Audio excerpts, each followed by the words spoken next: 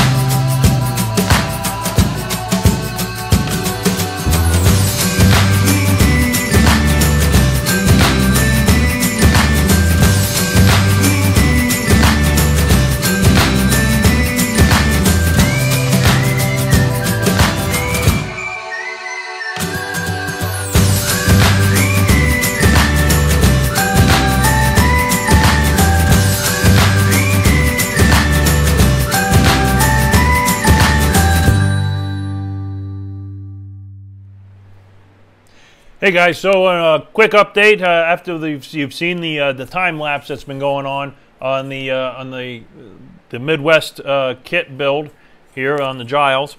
So we've gotten the elevators are both done. Made a little wood filler out of some wood glue and the sawdust from sanding it, and got these filled in. This is where the hardwood points for the elevator linkage or control horn, so we got that on there.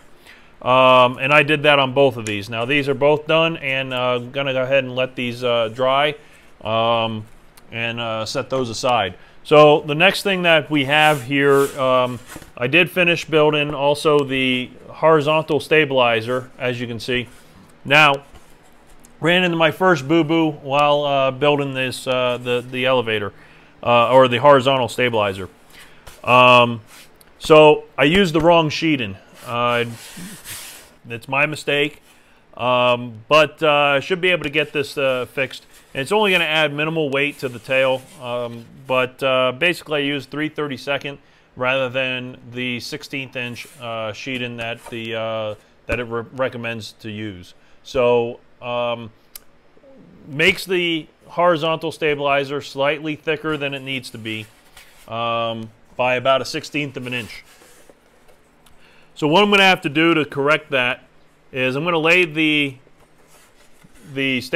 elevator flat down on the working surface, and we'll have to cut out some strips of 1/16 inch balsa sheeting and lay it on top of all of the structure here. It's going to bring that thickness up to the same as the elevator, and then I'm going to lay them together and then sand across all of them to make sure everything is flush. But I mean, to be honest with you, it's a very minimal difference there, and we'll be able to get that corrected very easily.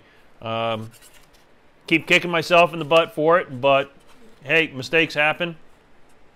But you learn from them and you move on.